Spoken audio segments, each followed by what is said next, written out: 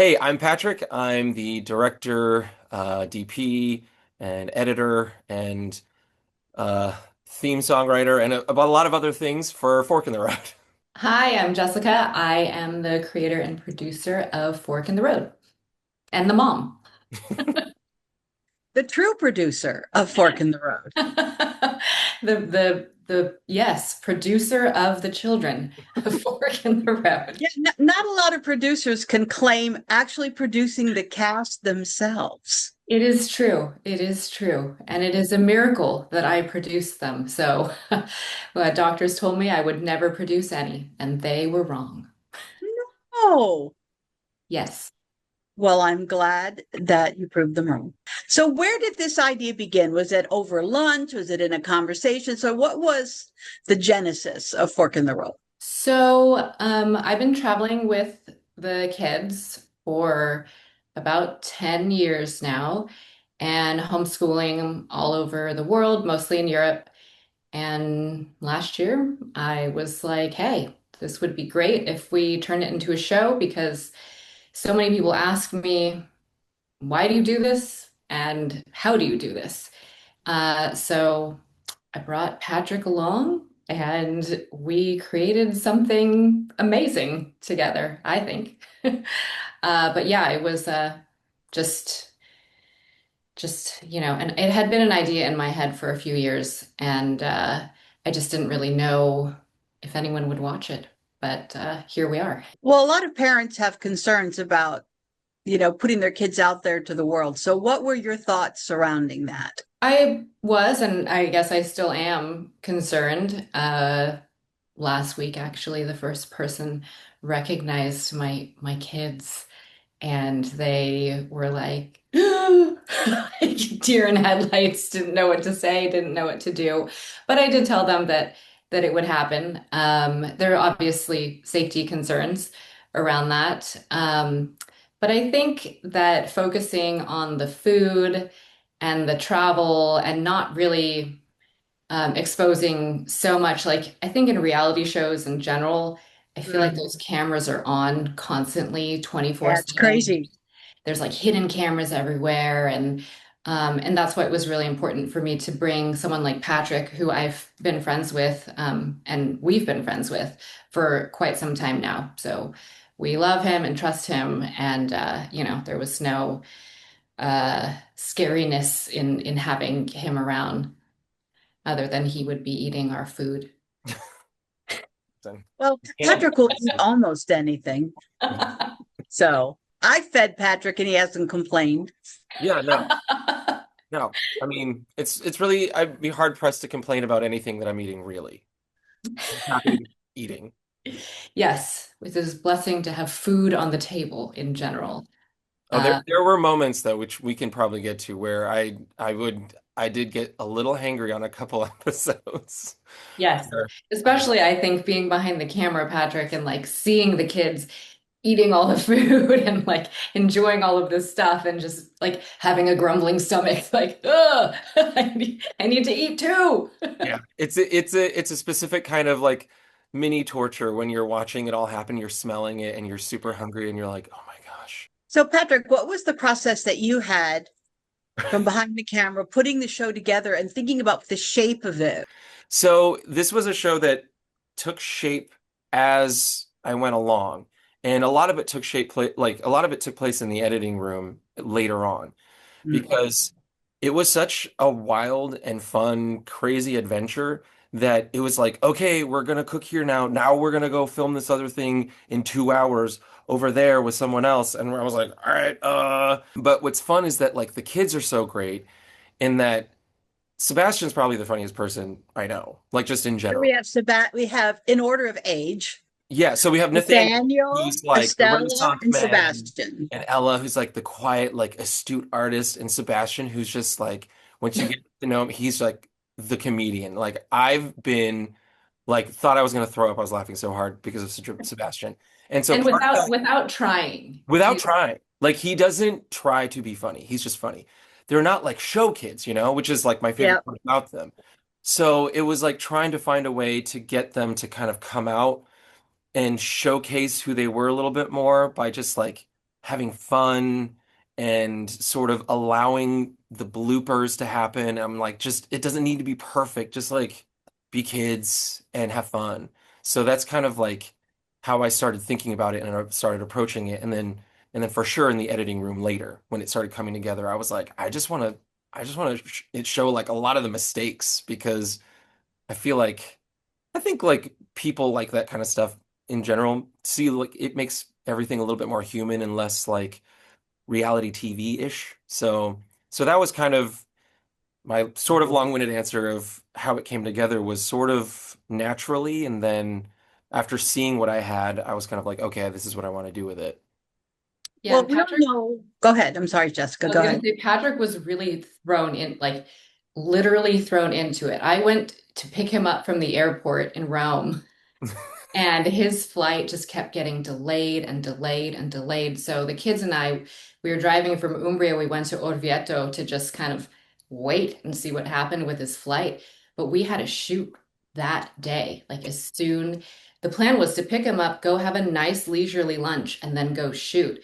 But because his flight was delayed, there was no time for a leisurely lunch. I mean, we picked him up. He said he hadn't slept on the plane, that he was actually feeling like motion sick and just he like stayed up and talked to a French priest like the whole time. An And American priest who is a Francophile. yes. And then we found him at the airport. It was pouring rain and we just drove to our first shoot and they almost canceled it because they were like, you were supposed to be here 3 hours ago. But you know, we made it work. So there were a lot of situations like that where it was like, ugh, like we don't know what we're doing. Nobody speaks English here. Let's go. Honestly, that's what I was going to ask about that. We all know what can happen when you travel, like, let alone internationally, and the logistics of getting a pile of people from here to there. Mhm. So, what was like the most fun about that craziness and the most challenging thing about it? Oh gosh. I mean, there were so many moments. One when we were in Croatia, we had two vehicles because we didn't want to get, you know, like one huge van. And our PA was driving the other vehicle. And I don't, what did she do, Patrick? She like hit something. Drove over, she went to a gas station and she drove over a curb. There was one curb, but she drove over it with all four of her tires. And we were laughing because we are like, normally if you drive over one curb, like a curb with one tire, you stop. But she sent it and went over all of them and just annihilated one of the tires. Oh, no. And our assistant cameraman Jake, there were so many things about this that were so funny because Jake's great. He's he's actually legally blind, so he can't drive, which is funny because we were like, "You've got two legally blind cameramen. I don't know how this is working." And so we're like, "Oh, we're gonna send a car. They're gonna send another rental car over. Jake can just drive that." And I always forget that I'm like, "Oh, Jake can't actually drive." So they brought another vehicle that was a stick shift, even though they requested an automatic. Oh, no. And Lillian can't, so because Lillian can't drive stick and Jake can't drive. So Jessica and I are like hours ahead of them at this point, and they're like, we're waiting for another car. And so they ended up meeting us like, what, 6 or 7 hours later? It was really late. Really late. It was terrible. But the good part was that we put all of the camera equipment in our vehicle. We Wow, good almost shuffled some stuff and thinking. we're like, oh, thank God. Yeah. Yeah, it was wild. It was yeah, it was crazy. That was So fun. you have a whole new appreciation for road shows. Oh Oh yeah. my gosh, yes. It's and especially with like yeah multiple people in the cast because I was trying to think about it and Jessica and I were talking about this at one point where I was like I can't think of a single show where with of this nature that follows a host doing food stuff that have multiple. I feel like it's usually just one. Like Usually one person. usually one Yeah. It's person. usually one and there isn't any other show where it's And kids. they're a grown up. Yeah. Yeah, where it's Hmm. kids. So there's kids. So I Yep. think this is the only show that's hosted, like a travel cooking show that's hosted by a child and it's hosted by three children. Yeah. Yeah, so it was a lot of new, you know. There was Yeah. nothing, no rubric to really follow with this. Yeah. And I never ever like I was very careful like when I was telling people about the show to not call it a kids show because it's Right. Right. not. It's I think it's way more highbrow than that in the sense that like nor and especially when you say kids show, I think people immediately think of like the hi guys, today we're gonna and there's like none of that. It's just kind of like, hey, we're gonna go eat some food and we're kids. Yeah, it's like, hey, we're going to spend time with the most famous butcher in the world and talk to a monk. Yeah. And we're kids. Hmm. Either we've all seen like Junior Master Chef or Great British Baking Show Junior and just been humbled absolutely by what kids can do in the kitchen. I just like, I am pathetic, pathetic, Well, completely pathetic. And I think sometimes on Master Chef Junior, rather, that Gordon Ramsay feels pathetic, Oh you yeah. know, with what these. So I think we've been primed for the idea a little bit that kids can cook, but this is a lot at once because not only are they cooking, but they're talking. And Hmm. they haven't had 20 years of experience of cooking while talking and looking at the camera. Right. Yeah, I think they did. I'm so proud of them. I mean, I really am. They did amazing. yeah, they did so well. And this is funny because like for me, it's like because I again like I've known Jessica since before the kids were born. So it was always a treat for me visiting the family, even in California, because even when they were really little, the kids were cooking. And I learned this from Jessica and the kids where I would come over and be and I think Ella was maybe 9 and they're like, "Oh, Ella's making dinner. She's milling flour." And I'm like, what? Like, who mills flour? How do you even do that? I'm like, is she churning butter too? But then she like would make this amazing pastry and then the boys would like grill some steak and stuff. And I mean, they're just really good at what they do. I gave up There. on bread making and bought a bread maker because I'm pathetic. It's hard. Bread making is hard. Hard. So this show is for EWTN. They're trying something new on EWTN Plus. You know, they got David Henry has kind of his travel show, and you have yours. So, but it's EWTN, so you do want to have the faith in there, but it's not the driving force. It's not kids touring churches all across America thing. So, what was the balance of history, food, and faith?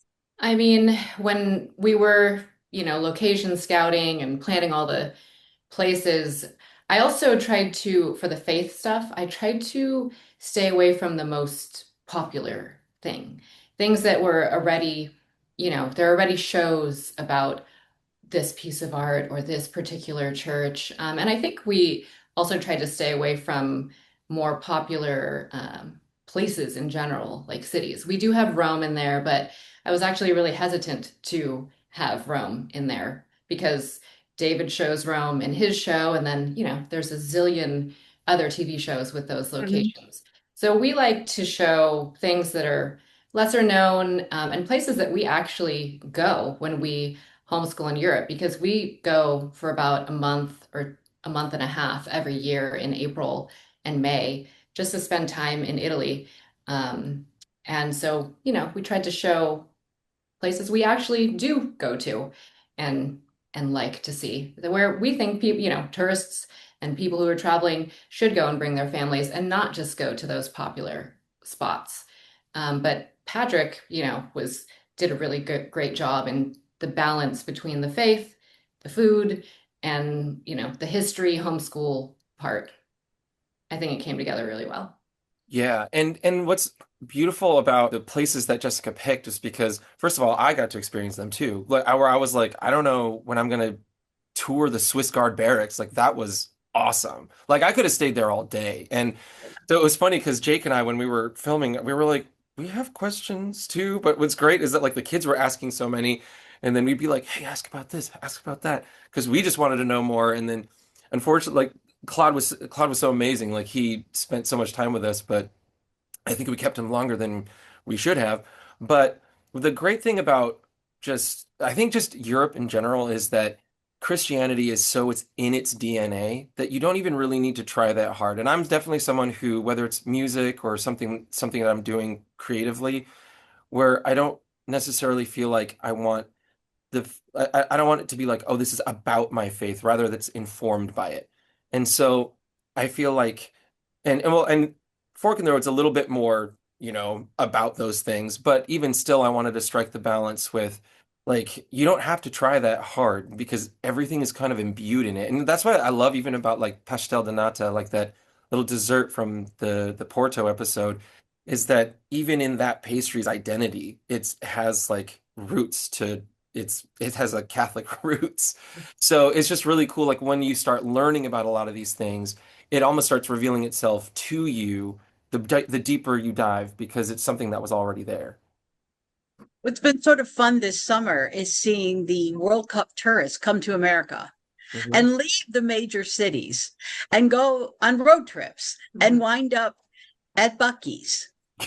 and Waffle House Yes. and Costco and whatever. But they're eating the American food. So we're going to have some Texas barbecue. We're going to have a shrimp boil. We're going to do all this stuff. So getting off the beaten path Mhm. and spending some time in places that are not tourist traps and not just eating the tourist trap food, but eating with the people there actually eat. And you're sort of giving that to us back from Europe. Yeah. Yeah, and I think it's wonderful. We actually had some people like we've had some people buy the book that goes along with the show, and it has recipes from each episode in there. And so people have been sending me their kids, or even just, not even kids, but adults making the recipes from the show. And I think it's so awesome that we're giving them the ability to eat and taste these things in their own kitchens. What's so fun about cooking is that it's something you have to do every day. Yeah.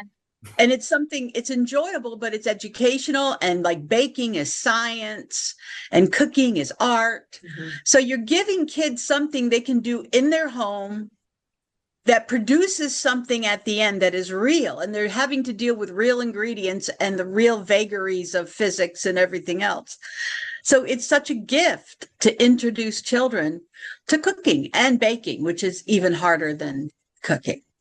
Yeah, I mean, I think that I heard because my kids have been homeschooled their entire school careers, but I've heard that home economics is no longer a part of school these days. And it made me No, really and sad it because, shows. yeah, It I shows. loved home ec. I loved cooking. I loved the sewing. I loved the woodworking. I just thought it was all so much fun. And the fact that that's now gone from school curriculum, I think is just it's a sad thing. I mean, cooking is a life skill. Hmm. Everyone should know how to do it. And if you don't, then you're eating fast food all the time, you You're know? I door mean, dashing every yeah, day or yeah. something like, and that gets old, It's old and unhealthy And expensive.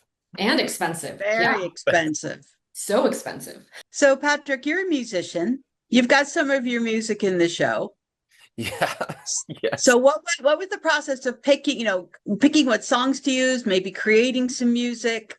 So, how did that all work? Well, it was a daunting task because it was something I didn't think about until later. Because when you wear so many hats, you're like, okay, I just got to focus on production, I got to focus on the filming, and then I got to focus on the editing. And then I'm like, oh, how am I going to populate eight 20-ish minute episodes full of music? And I was like, well, I have my stuff. But a lot of the stuff that I write is not ex like I wouldn't say would be like appropriate for the show because it's a little somber. And I'm like, this show is a little bit more like, oh, it's a pick-me-up show. So I Believe it just or went, not, when I first met Patrick, it's when he was singing, and I told him afterward that your music would be great for TV and you movies. did. I remember that. It was at Catholic Underground, and you were like, It was. you It you should was. look at sync stuff. And Yeah. you know what? Still on that path. But that was really fun though, to kind of be like, oh, well, since I'm wearing this hat too, I can just put my own stuff in it. And after going through my own catalog, I really only put two of my existing songs in there because the rest really are just too sad. And then I was trying to find a theme for the song. They have these libraries where you can just choose something. Mhm. And after striking out a little bit, not finding anything that really fit, I just started watching the footage and kind of making an intro and sort of getting a feel. And you understand this being Irish. I'm part Irish myself. That it's just like the sad, folky Irish person still comes out because even in the so then I ended up writing the theme song based on the kind of experiences that we had and sort of like the flashbacks of a lot of Jessica's footage of the kids. And I was like, I think this is good. It's still a little sad. It's like happy sad. It's funny because we sent it to our friend Danny, and was it Danny that said it's a little sad? Oh, it was a priest, Oh, actually. it's a priest. It Okay. was a priest friend of ours who's known the kids since they were born, and Oh, he was like, "It's kind of sad." I was like, "But then it gets happy." it It gets gets happy. It gets happy. Well, there's a famous quote by G.K. Chesterton that I'll paraphrase it like, "Oh, the Gaels of Ireland, the men that God made mad, for all their wars are merry and all their songs are sad." What is the thing you most want people to take out of the show?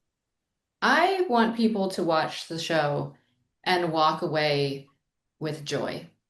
There are so many things on TV these days that, you watch it and then you walk away and you just feel depressed and down or angry or whatever. But the one thing I want them to walk away with is just a feeling of joy and that their spirits were uplifted and maybe they were able to learn something. And maybe they have a desire now to adventure and go travel and or maybe cook something in their own kitchen, but really just to feel joyful. And Patrick? Honestly, that was a really good answer. I Yes. mirror a lot, I mirror a lot of what she said. I think a lot of what I would want people to take away from this is just to be more curious about travel, about food, and in terms of just the show, yeah, to walk away feeling good and feeling happy and feeling too that like, oh, I can do cool stuff with my kids and I can go and I can try and make this thing and or like go to those places because I'm a huge advocate for just and maybe even if it's not the most responsible move in the world, just like sending it and going somewhere, even if it's like put it on a credit card. That's I'm not a financial advisor, don't it's terrible advice. But it's like, but just go and experience the world while you can. So while we have a little time left, Hmm. I know I had asked you to do a little singing for us. Oh, Ooh. that's right. And oh, funny actually. So I actually weirdly did not strategically place this guitar. This is actually where this guitar lives. But Mm-hmm. I'm just realizing that this guitar has a story. I went all over Italy looking for a guitar and I found this random shop and because it was kind of broken, I got this for 70 € and it's one of my favorite guitars. It's actually pretty great. I don't even know what the brand is. So let's have the happy, sad theme song. Okay. Um, I don't know if I played it since I recorded it.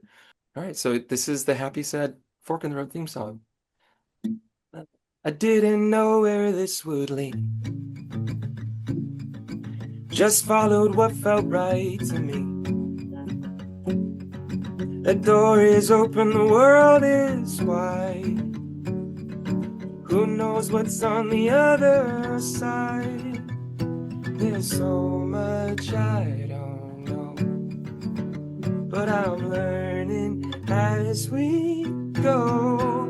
At the fork in the road, he slowed down, share a glass, stay a while, we were strangers just a moment ago. It don't matter left or right, don't need forever, we got tonight, so take the hand to the unknown. At the fork in the road. There it is. Bravo. Well, thank you all so much for coming together. This is great. Oh, Thank you, Kate. And what a fun show. It's sort of interesting to see like the new EWTN. And I hope the next time Patrick is in LA, he'll let me know. I will. But anyway, it's good to see you all. Good to see And we'll you, talk to you again soon. Thank you, Kate. Kate.